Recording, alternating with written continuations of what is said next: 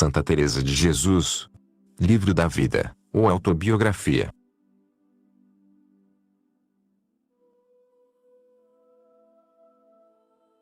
Capítulo 37. Trata dos efeitos que lhe ficavam quando o Senhor lhe fazia alguma mercê. Junta com isto muito boa doutrina. Diz como se há de procurar ter em muito ganhar mais algum grau de glória e que, por nenhum trabalho, deixemos bens que são perpétuos.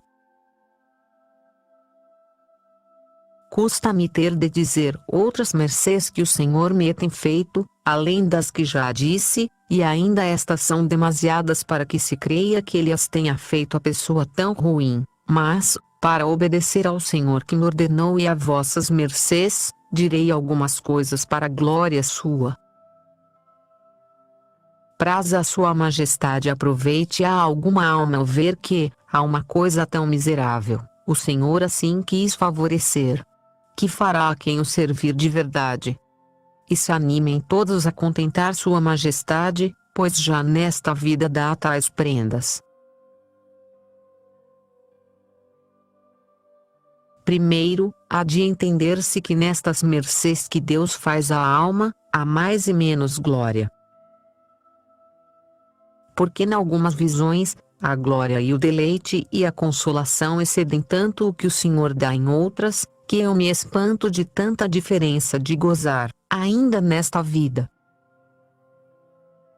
Pois acontece ser tanta a diferença que há num gosto e regalo que Deus dá numa visão ou num arroubamento, que parece não é possível poder haver, aqui na terra, mas a desejar e assim a alma não o deseja nem pediria maior contentamento.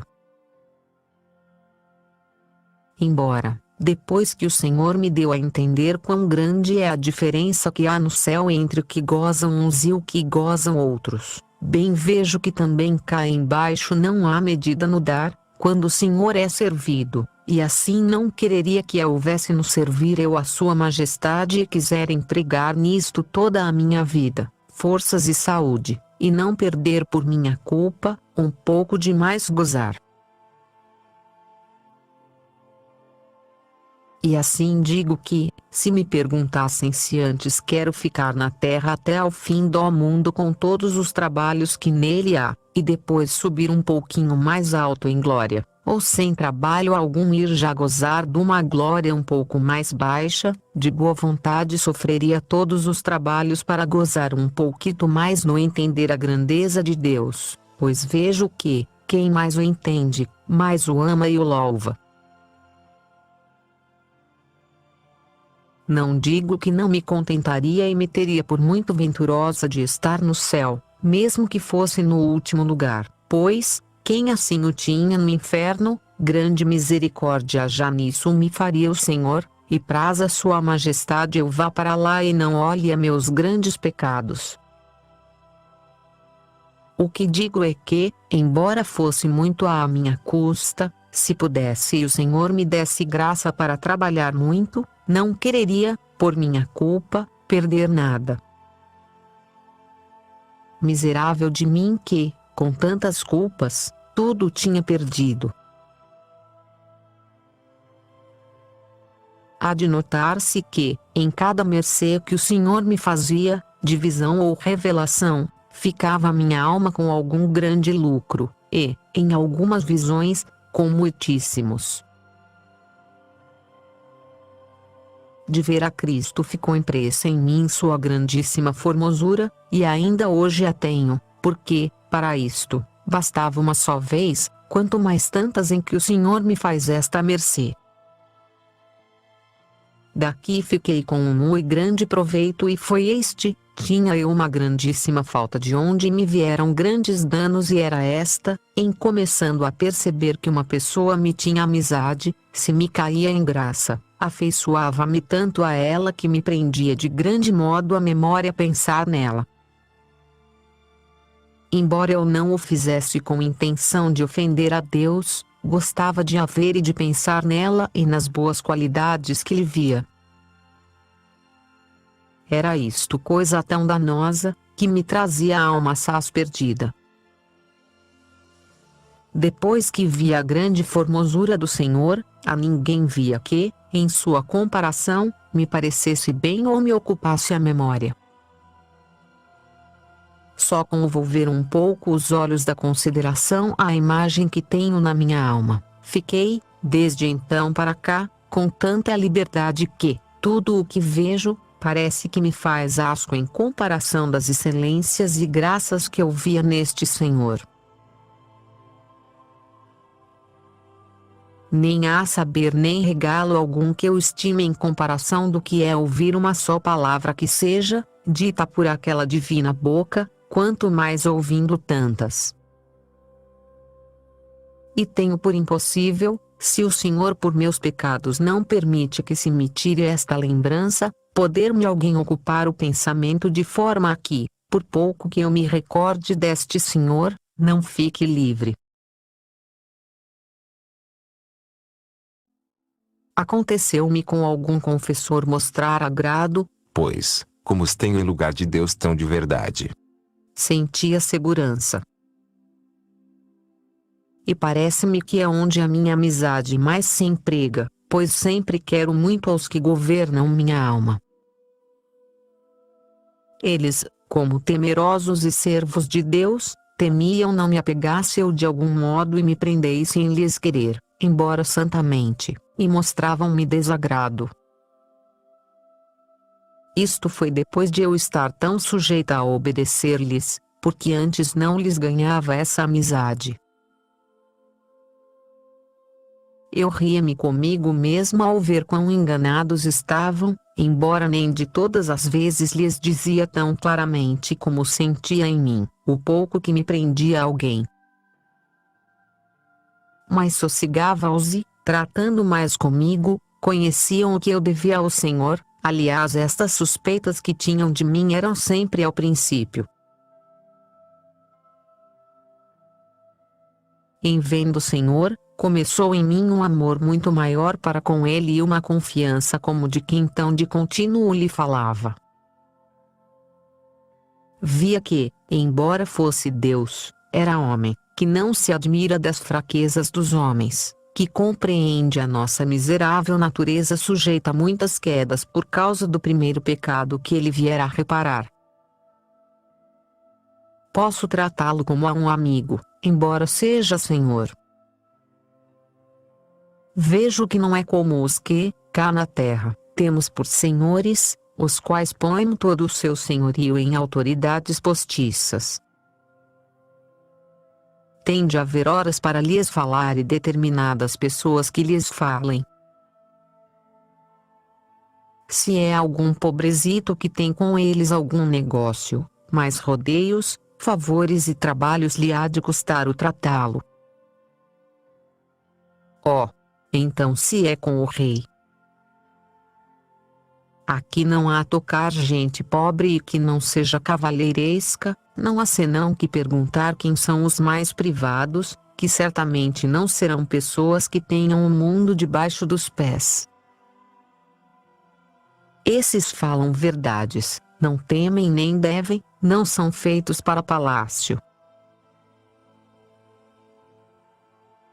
Ali não se deve usar disto, mas sim calar o que mal lhes parecer, porque ainda a pensá-lo não se atrevem, para não serem desfavorecidos. Ó Rei da Glória e Senhor de todos os reis!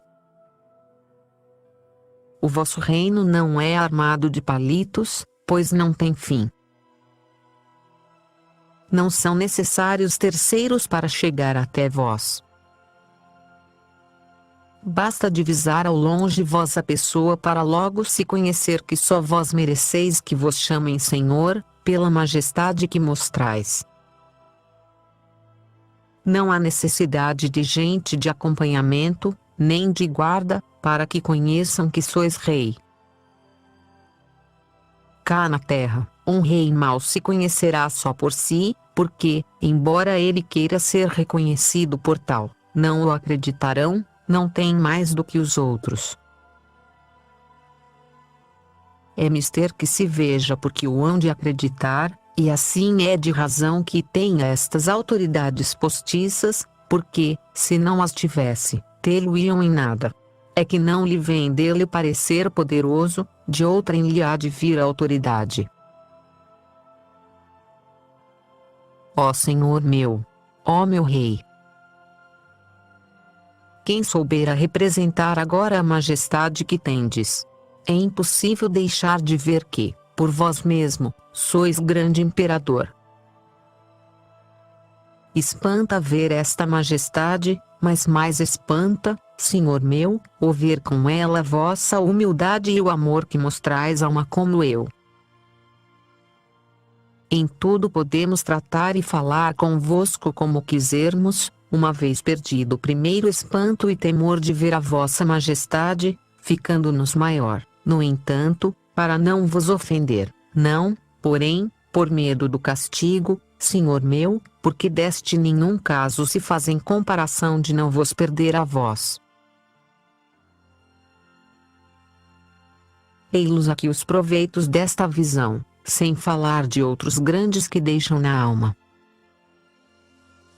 Se a mercê é de Deus, conhece-se pelos efeitos, quando a alma tem luz, porque, como já o tenho dito, por vezes o Senhor quer que esteja em trevas e que não veja esta luz, e assim não é muito que tema a que se vê tão ruim como eu. Ainda há pouco me aconteceu estar 8 dias que parecia não havia em mim, nem podia haver, conhecimento do que devo a Deus, nem lembrança das mercês. Tinha a alma tão insensível e posta nem sei em que, nem como, não com maus pensamentos, mas para os bons estava tão inábil, que me ria de mim e gostava de ver a baixeza de uma alma quando não anda Deus sempre operando nela.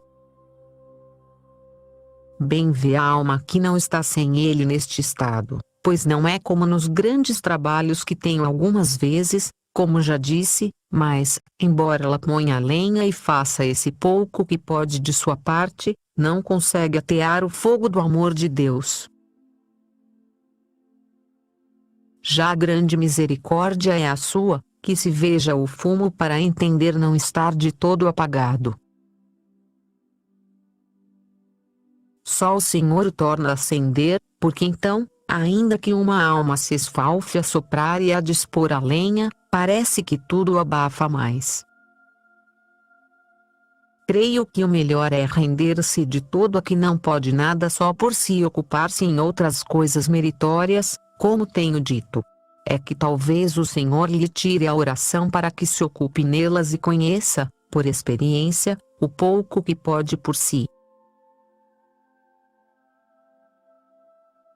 Certo é que hoje me consolei com o Senhor e me atrevi a queixar-me de Sua Majestade e lhe disse, como, Deus meu, não basta que me tenhais nesta miserável vida, e que, por amor de vós, eu passe por isto, e queira viver onde tudo são embaraços para vos gozar, e ter de comer e dormir e negociar e tratar com todos, e tudo padeço por amor de vós, pois bem sabeis, Senhor meu, que isto me é tormento grandíssimo e que, nos tão pouquinhos instantes como me ficam para gozar de vós, vos escondais de mim.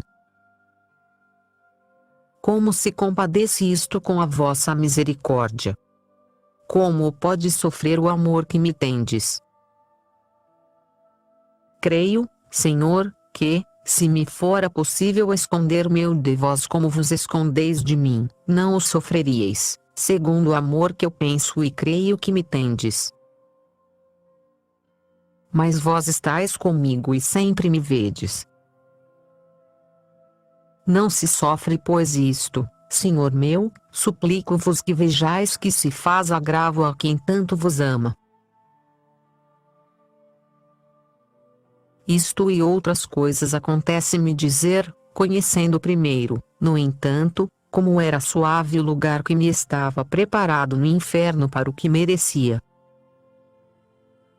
Mas algumas vezes desatina tanto o amor, que não me sinto, senão que, em todo o meu juízo, faço estas queixas e tudo me sofre o Senhor.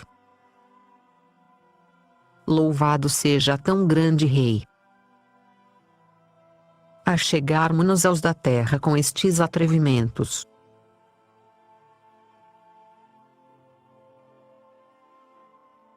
Ainda o rei, já não me maravilho de que não se ouse falar, que é de razão que se tema e aos senhores que representam ser cabeças, mas já está o mundo de modo que teriam de ser mais longas as vidas para aprender os pontinhos e novidades e maneiras que hoje há de educação, se é que se há de gastar alguma parte dela em servir a Deus.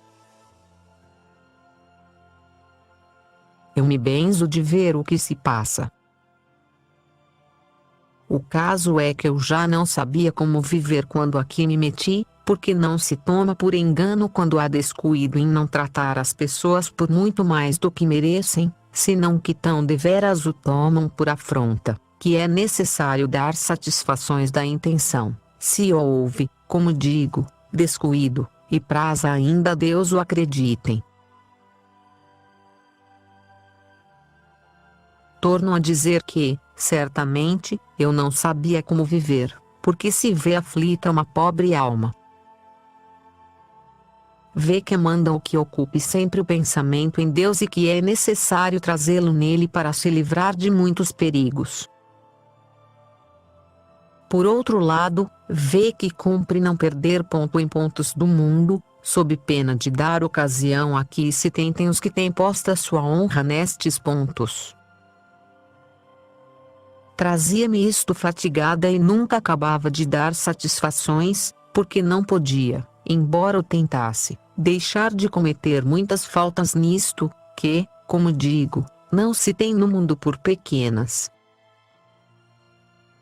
E será verdade que nas religiões, que de razão devíamos ser desculpadas, nestes casos, há desculpa.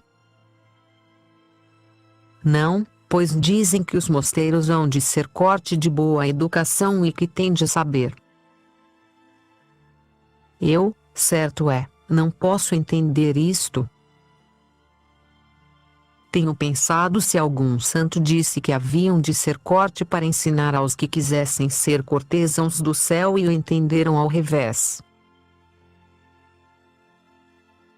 Pois quem, em boa razão, há de ter contínuo cuidado de contentar a Deus e aborrecer o mundo, não sei como possa ter tão grande em agradar aos que vivem nele, em coisas que tantas vezes mudam. Ainda se pudesse aprender de uma vez, passara, mas até para títulos de cartas é já preciso que haja cátedra onde se ensine como se há de fazer, por assim dizer, porque ora se deixa papel de um lado, ora do outro, e a quem não se costumava dar por magnífico, se há de dar por ilustre. Eu não sei onde isto irá parar, porque ainda não tenho 50 anos e, nos que vivi, tenho visto tantas mudanças, que já não sei viver. Os que agora nascem e viverem muito, que hão de eles, pois, fazer? Por certo que tenho lástima de gente espiritual que está obrigada a viver no mundo por alguns santos fins, pois é terrível cruz a que nisto levam.